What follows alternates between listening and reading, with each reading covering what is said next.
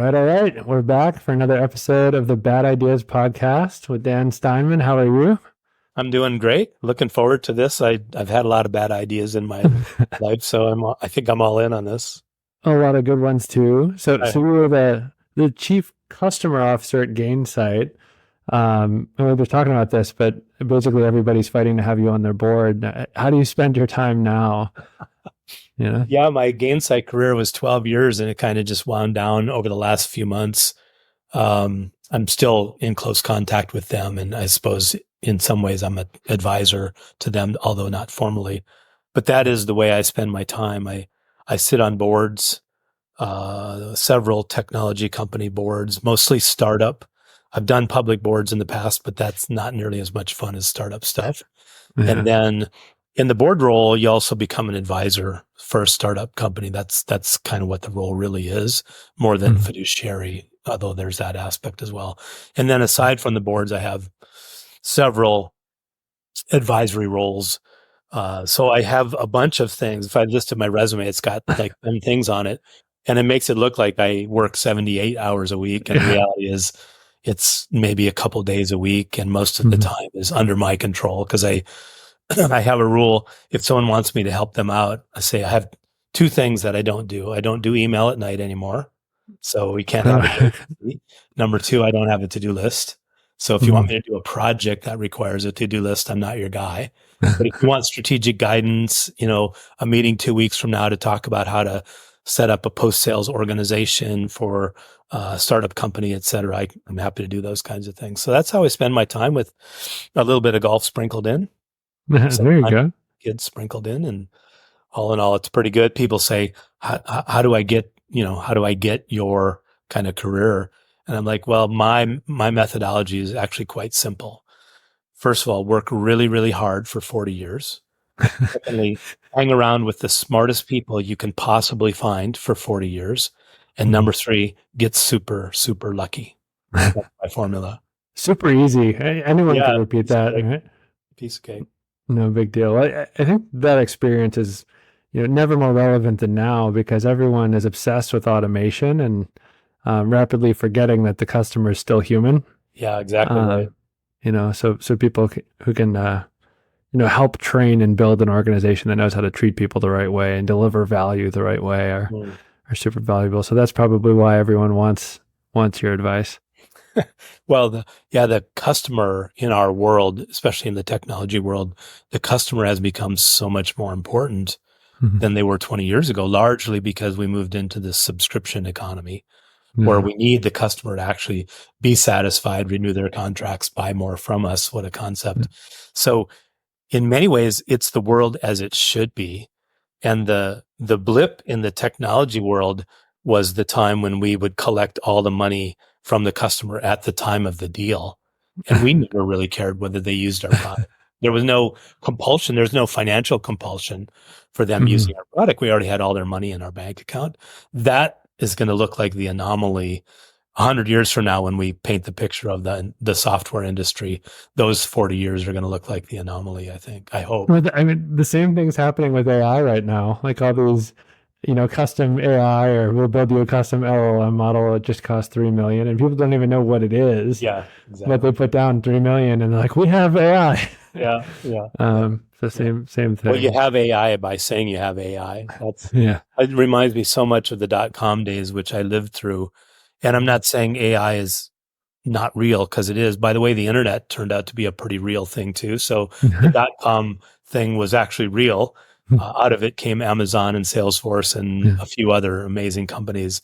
And I would say that the internet is relatively important to our daily lives. So I think AI will take the same path. But in the interim, there's going to be a lot of really bad investments in AI companies.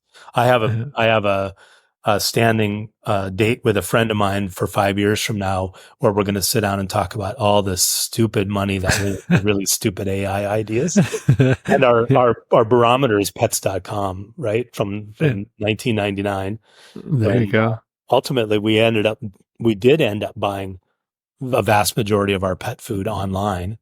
But at the time, pets.com just was kind of stupid. It wasn't there. Yeah, it wasn't. Yeah, it is wild when you think about, like, I remember when Uber was popularizing. It was just the black cars. And it was so weird. It was like, I want to pay someone and then go sit in their car. I know. This is never going anywhere. Yeah. And now, like, we all Uber people live in cities, Uber 3 or 4 times a week. Just crazy. Just to do a little tangent, Nick, I was talking to a friend. One of the boards I sit on is an AI company, and they've developed an AI bot, if you want to call it a bot, that can actually be a CSM, can have an intelligent conversation, et cetera, et cetera. And we're finding a fear in the marketplace of that. And it's logical. And here's the analogy I've come up with.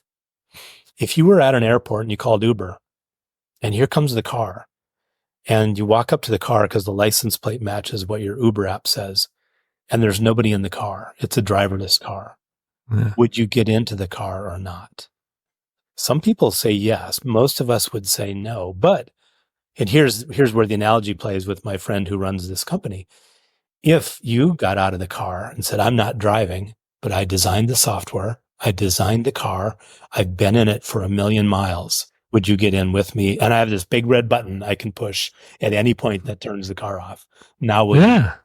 And that's what we're looking for, is somebody to kind of hold our hands as we venture into this AI world where a certain amount of people are afraid of self-consciousness and the Matrix and hell and whatever other movie analogy you want to come up with. Yeah, it's an interesting time, but I mean, what a gift to, go through so much change over the last 20 years. It's pretty wild. Like, we didn't have to wait a century for things to revolutionize themselves. There were moments along the way where it didn't feel like a gift, but that's often the case. With real tangible life gifts, they're often painful because you learn way more when you're struggling and when you fail than you do when you succeed. All right, well, there's our tidbit for the show. We can just wrap it. We don't even have to look at the bad idea. But I mean, it's amazing that you have that standing date 5 years out, because that's kind of like your own little internal bad idea show. So it kind of is, yeah. And there will be plenty of podcasts along the way about all the bad AI things that got funded to the tune of hundreds of millions of dollars. Yeah. That's the VC world. You'd throw a lot of money at it and hope 10% of them, turn out, and 2%. Only 2% have to be NVIDIA or Google or Facebook or something like that to pay off your funds. Yeah. Do you think, I mean, just while we're on that, do you think we'll ever see another NVIDIA? I mean, that's just incredible. I do. I think the pace of change continues to accelerate. So something like that. By the way, the pace for NVIDIA is not anything incredible except for the last 18 months, because they've been around for 20 plus years. In fact, quick side note, the friend of mine that I have a date with to talk about AI bad ideas knows Jensen Huang really well and was asked to join NVIDIA as their 4th employee. Oh, God. Decided he wanted to do something else, which is one of those I wish I had kind of things. But NVIDIA's been around for a long time. So it's not like this is an overnight success, as some rock and roll star once said when he finally had a hit. Someone said, oh, it's an overnight success. He said, yeah, I only worked 80 hours a week for 23 years to become an overnight success. Right? Yeah. And that's, I think, NVIDIA's story. They hit the mark. They were visionary on building these GPUs for AI processing, knowing that was coming at some point, but they just hit the timing perfectly. And that's when you see things like that, is when the right technology hits the market at exactly the right time. So I think we'll see it again. I do. So this is potentially my limited worldview, but also my extreme nerdiness. But my thinking is, one of the things AI does really, really well is examine thousands of possibilities in parallel. Yes. Like one of the few things it does really well. And I'm wondering if manufacturing and development on their own are going to fracture some of these really, really centralized markets, like chip manufacturing, for example, just because technology makes innovation so much cheaper, because it can simulate tests so much faster and in real time. Which is why you look at an NVIDIA, it's because it was one company that everyone now needs to do this thing that everyone's moving into. I almost feel like AI is going to accelerate things to such an extent that evolution is going to be perpetual and constant. So we won't be in another situation where there's like 10, maybe 100 budding companies all kind of doing the same thing. I think it's kind of true though, but if I knew more about semiconductors or we're talking to Mm, someone who did, I think they would say the same thing about the semiconductor industry, where yeah. 20 years ago, designing a chip took 18 months, setting up the manufacturing facility took another 2.5 years, and then building the chip with the AMD or with Applied Materials machines or whoever's machines you use takes another 2 years. So from concept to completion, you were talking about 7 or 8 years. I'm guessing today that whole process probably is down to 9 months or a year or something like that. So I think Yeah. that same acceleration has happened in the chip industry, probably will Mhm. continue to happen. But I still think people still come up with unique ideas. And if their time is right, their time in the sun might end up being shorter, but it's going to shine just as brightly, even if it's for a shorter period of time. Yeah. We'll see. We will Well, indeed. on a less nerdy note, let's what do you think we check out this bad idea? Let's do You it. ready? All right. All right. So order of operations, we'll reveal this thing. You and I will beat it up until we run out of bad stuff to say. And then we'll try to turn this into something good if we can. Sound good? Okay. I'm ready. All right. Let's see what we got. Cross your fingers. I hope it's good. All right. So our bad idea is a priority payment portal. Customers are prompted to make payments to escalate their support tickets, creating a pay to resolve system that prioritizes those who pay for it. What's your reaction? I love it. My first thought is maybe it's not that bad of an idea. I think here's the reality of life, right?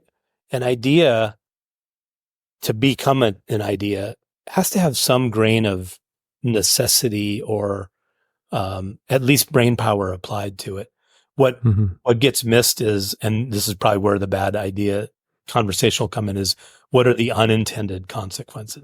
Yep. The idea is not a bad idea. Like if I have a support ticket that I really need to get fixed and it's in the queue, it's number 47 in the queue. If I could, if it's $1 million a day loss for me, unless I get that fixed, I'd be willing to pay quite a bit of money to accelerate that idea, right? Yeah. Uh, that's a business to business concept at the individual level. I think it probably falls apart pretty fast. Um, but we are mercenaries in a way, right? We're all out to make money in our businesses. So the idea Yeah. of offering somebody or making it possible for someone to pay to kind of cut the line. By the way, Yeah. there's a ton of examples of this. I was talking to my son yesterday. Interestingly, he plays poker for a living. He's a professional poker player.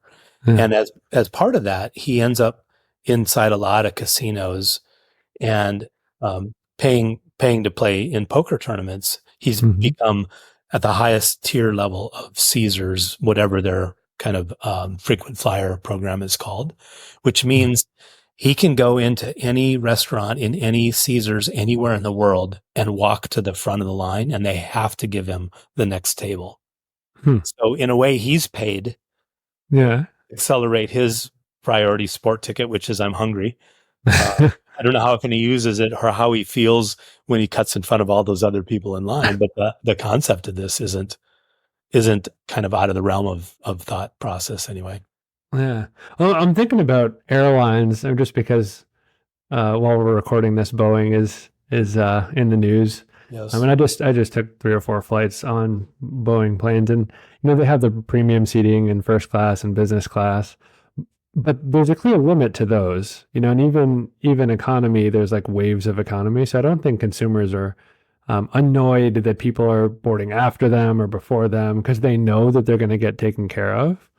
I think the reason this strikes me as a horrible idea is it takes something like freemium in the SaaS space. Like this would destroy freemium because Yes. everyone who pays would get focus and there'd be no financial reason to take care of the other guy.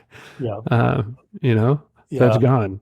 Yeah. Like, It's very true. But again, I'm going to be devil's advocate for a minute. Like yeah. having run customer facing organizations, we give this option to our customers. Do you want premium support? meaning you get faster response time, you get greater hours of support, and you get an individual, a designated individual. We do the same thing. If you pay us enough money for our software, you will get a customer success manager and you'll get their cell phone number. So you can call them almost anytime you want, right? It's that same idea. Like preferred service comes with a price. How much do you pay? Right. And you're right. It would destroy freemium. But freemium by, if you know what freemium means, you know the company's focus is on paying customers and their only focus on you is to get you to become a paying customer. So the freemium model by definition diminishes the customer support or the customer interaction with you unless we're pretty sure that you're going to be willing to start paying us, right? Well, but put us in the chief chair, right? So we have a linear stream of support tickets, and what do we think? 8% of those are paid premium, or people paying escalating amounts to be treated first. How do you look at those, and then how do you justify ROI of spending time on the free ones? I mean, the only thing I can think of is you're betting on your best sales rep to convert them, which is like crazy arbitrage. Yeah. I think it's kind of a math game. If you're kind of an upstanding business, whatever that might mean, there is some obligation to customers that's kind of inherent in the DNA of a company. You can't just ignore a customer. If you're going to call them a customer, even if they're not paying you, you can't just ignore them. So that's the starting point. And then the more they're willing to pay, the more attention you can afford to give them, because a customer's willingness to pay is basically them saying, we know that it costs you money to support me, right? An individual on the phone having a one-on-one conversation is a really expensive part of a support operation. The less expensive part is go to our frequently asked questions database or go to our chat bot and see if they can answer your question. All of those things are designed to lower the cost of support. So if I'm going to interact with you, I either have to think that you are extremely valuable as a reference or extremely the wrong person to alienate because of your power on Twitter or Yelp or whatever the case might be, or that I'm quite certain that you're going to become one of our best paying customers. The only idea behind freemium is to get people to try your product that will then end up paying for it. I mean, as an example, I've been a Spotify free user for years and years and years. And I've just decided I'm going to put up with the ads and never pay. And there are many, many days when I'm like, God, I've heard that same advertisement 35 times today. Might it be worth $7 a month to never hear that ad again? I get tempted, but I haven't done it. So I've been on the consumer side of this where I said I'm unwilling to pay to get better service, but I acknowledge that there is a difference between the service I get for free than the service somebody gets if they pay for it. This is making me think about the AI reference we started the conversation with, the company you're advising and their analogy. Of the car. I almost wonder if that's how you get away with something like this. Because for me, if the same people are doing service, they're just ignoring the people that are not paying or getting to them really, really late. Right. It is a bad idea because if they know that's happening, they know they're being ignored. And just like you said, if they know it and they understand that's happening, it's going to create problems for you. But if when you pay, you talk to a human, and if you're on a freemium or you're in the backlog, you get access to the machine. So it's still support, but it's differentiated some way. Then it's almost like they're two different products. Even though it's the same support, it's just the automated support is something different. What do you think? Well, I think that's right. Like if you run a support operation, probably 80% of your focus is on how can I reduce the cost to serve, right? And so we actively try to find ways to serve customers in a meaningful way, but that costs us less. So this is where AI is potentially going to be super valuable. We've all dealt with chatbots, right? AI is just an extension of that idea but with the possibility of the bot feeling much more human. In fact, feeling so human that in many cases, you won't even know whether they're human or not. But if you're talking about support, I'll say this for myself. This may not be true for everybody. I really don't care what methodology solves my problem. I just want to get my question answered. And if it's faster with a non-human than with a human, I might even tend in that direction. Like for me, the best bank in the world is the one I'll never have to walk inside, right? That's just the way some of us prefer to live our lives. So I think you're absolutely right, Nick. There are unintended consequences of this model. I can think of many of them, but the model itself is not really all that new because customers do pay for priority service, whether it's specifically on a support ticket or not. That's in many ways, it's the model we set up because the only way to scale is to reduce the cost to serve, especially to some tier of customers, whether that's your lowest paying customers or your free customers or whoever they might be. Mm-hmm. I'm thinking just because of the nature of the show, how the bot idea could go wrong. Because at its face, it makes sense. If it's two different tiers, you're paying for a different product, you alleviate some of that frustration that someone else is getting better taken care of than you. But then thinking back to the bot, I wonder if you have some experience here. When a conversation goes sideways with a human, you can sit down with them, look at the transcript, kind of coach them up a little bit. Yeah. Bots learn in real time, Mm-hmm. just because of how LLMs work.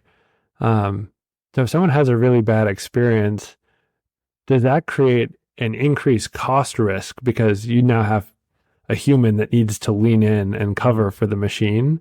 Plus, you need to pay an engineering team to figure out how to prevent that from replicating while the bot's changing in real time. That's kind of heavy overhead, right? I think you're right. For some short period of time, the costs are going to be high to oversee it, to hold the customer's hand, to make sure no one really is worried that the bot is going to sexually harass somebody on the phone or whatever, right? There's illegitimate fears, but there's real fears as well. And I think overcoming all of that is going to cost some money, but whatever the period of time is, if you have someone overseeing, listening, paying attention to everything that's happening, getting feedback from the customers after those interactions for some period of time, let's say 6 months, then you can start having less and less human time overseeing.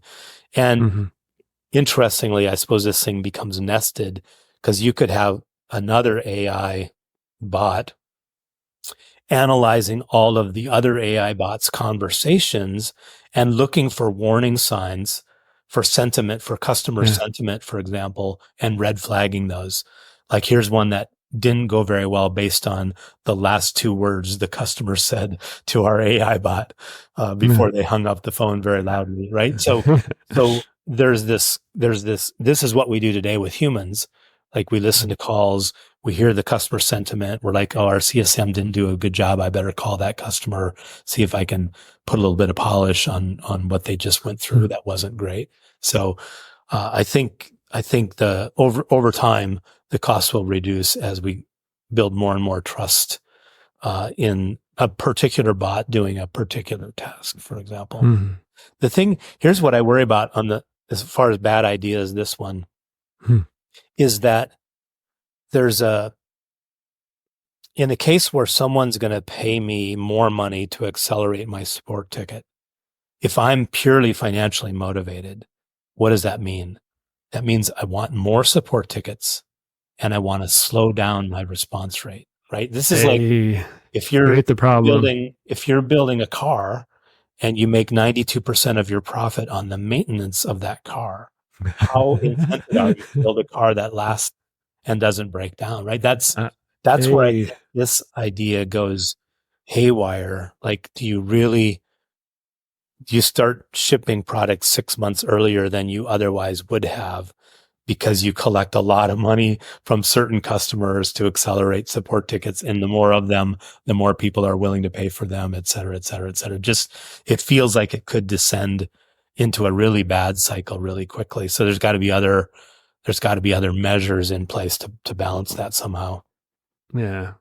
It's fascinating that you bring up cars because I think a lot of people overlook that. They're fooled by the 4 year bumper to bumper guarantee. They're like, this is bulletproof. It's like, no, Yeah. that's when everything's designed to break. Yeah. And anyone who's been through it, your first maintenance bill on mile 50,000 is like $7,000. Exactly. A huge percentage of the car. Well, there's so many businesses for some reason, probably because I had it in my head from some podcast I was listening to, but the whole world of therapy kind of operates off this too. If I'm your therapist and at the end of our session today, I'm like, Nick, we have accomplished everything. You've come so far, man. You are ready to go conquer the world. Guess what doesn't happen next week? I don't get another check. It's like, I'm truly financially incented to keep you coming back every single week or every single month or whatever. And at the end of the day, no matter how good-hearted people might be or how good their intentions might be, financial incentives at least create skepticism, if not wrong behavior. Yeah. Yeah. This, medicine, like mental, physical, all the above, has a significant perverse incentive. One example we go back to all the time, there's, have you ever read about Knox gelatin before? I don't think so. So this is it's ground turkey cartilage. And there was a Harvard med study, I don't know, 10 years ago. It was just a random hypothesis, like, hey, what does the body do when it ingests something similar to cartilage, and does it address arthritis? And they did a controlled, double-blind clinical study, and it was like 85% effective. Like the people that were taking Knox, the actual product, this $2 like Stop and Shop product, had massive recovery. So naturally, Knox got their pantsuit off and had to sign all these things saying they couldn't be listed as an arthritis treatment. FDA does not approve, right? But it's you're exactly right. Like, whose financial incentive is it? That's another podcast for another day. But education outcomes, like, whose financial incentive is it to make sure that kids graduate understanding how to operate in the world? It's like on us as businesses, but how do we intersect the two? Yeah. Well, that's a huge topic these days because there's so many questions about, is it worth going to college unless you're getting an engineering degree? Like that degree in whatever it might be, gender studies or something like that, which I'm not saying is totally irrelevant or totally useless, but it's not very meaningful as far as applied to a particular job unless you happen to end up on a DIA team or something, or DEI team. Sorry. Anyway, it's a really good comp. Like, who's incented to do what? As we get older, we tend to get a little bit more skeptical about the way life works, and more often I'm like, okay, where's the incentive here behind an idea like this one, right? Where's the incentive, and who wins? And then the other thing is what are the unintended consequences? Because those are easy to miss. Yeah. Well, this was fantastic. What do you think the final verdict is on the idea? Is this on its face? Is this like a bad idea? Is it kind of like a poorly thought out idea? Is it a good idea? Where do you rank it? I certainly won't call it a bad idea because we already do it, as we talked about, right? We already tier our the way that we treat our customers based on how much they're paying us or what packages they're buying from us. So in some ways, we've already implemented this. I think the bad part of the idea is that any idea taken to the extreme probably ends up going the wrong direction. And this would be the very extreme of, I can do platinum, gold, and silver support tiers and have people pay different amounts for those. But at some point, if I just say, no, all of that's out, and you just send me money whenever you want me to help you, it's just going to deteriorate into something really, really bad. I don't know what it looks like, but so I think that's the message from me, is that the idea itself isn't bad. In fact, we implement it in so many ways already, but at the very extreme of it, it probably ends in total chaos. Would be my guess. I'd actually kind of like to see what would if somebody tried that, but I'm Uh, afraid it wouldn't end up very well. yeah, it doesn't sound like a good one.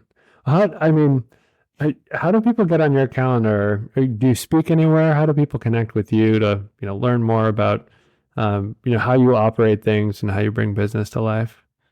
Yeah. Before we do that, Nick, I'm going to turn the question back on you. What do you think of this idea? Is it bad? Is it good? Is it worth thinking about? Does it lead to something positive, maybe? Yeah, so I think it's a really bad idea. And the reason why is because there's more value in every customer relationship than what they're paying you now. Yes. Yeah, I'm sure you think about that too. Like, what's the potential relationship value? What's the referral value, the review value? Yeah. And what can you learn from your relationship with them? Yeah. And I think this, incentive drives behavior. So I think this blinds you to all those other That's right. components of the relationships you're trying to build. So that's what I'm imagining a queue and I'm imagining some bean counter like $5, $10, 20, Yeah. and that's just, like you said, that's going to be chaos. Yeah. I think I totally agree with you. I think the idea in the context of the other things, like how do we want to be known as far as how we treat our customers? Why do we do things that way? What benefit do they get? What are the intangible aspects like referrals and references and case studies and reviews? There's all these intangible things that good customers do for us that have real value. And so you have to think about that. And there's also the negative thing. If you treat customers wrong, if they churn in the subscription world, what is the cost of that churn? It's not just that contract. It's the word of mouth of all the people that they know and the thing that they might post on Twitter, et cetera, right? So there's so many aspects of this that have to be considered. But I think the idea within the context of all those other things, you could manage it, but the idea kind of by itself is just not going to lead to a good place. So this is a bad idea in and of itself, but I'm just imagining a board slide where someone is showing the top cohort of value customers based on complaints. This guy's worth a ton. He paid $300 in support tickets last week. Yeah. Just wild. Yeah. To take my earlier idea to the extreme, it's like, well, let's ship this software that we know is not ready for prime time just to these 5 customers and see how much support money we generate based on them having to escalate support tickets. And then we can apply that as a beta, we can apply that to it can't be a good thing. Not a good thing. Back to your question about, I'm available on LinkedIn. I check LinkedIn all the time, even though I'm not classically operational in any role right now. But I do speaking engagements, usually on customer success. I can do those virtually or I can do them in person. I'm always open to those kinds of things if they don't mess up my schedule or conflict with with a tea time or something important like that. But more often than not, what happens is people just connect with me and I end up having a conversation with them. I'm not looking to try to charge people for an hour of my time. I think as you get older, one of the things you want to do is actually to give back. And one of the things I like to do is share some of the mistakes I've made so that some of the younger folks don't make those same mistakes. And mentoring is fun because it feeds a little bit of ego, but it is also helpful to people that are kind of getting started or in a situation that I've been in before. So if people want to find me on LinkedIn and chat one-on-one or talk about speaking or anything like that, I'm very open to it. Yeah, I think you'll get a bunch. I'm super grateful to have you here and get some of that insight, down on record over this potentially really bad idea. Thank you so much for coming by. Yeah, that was a lot of fun, Nick. Thanks for inviting me on. It's really good to meet you. And for all of you out there, if someone does try to implement this idea, please let me know and let Nick know because we'd like to understand what the results were. We'd like to follow it. Well, thank you so much. Yep. You're welcome. Thanks. Thanks.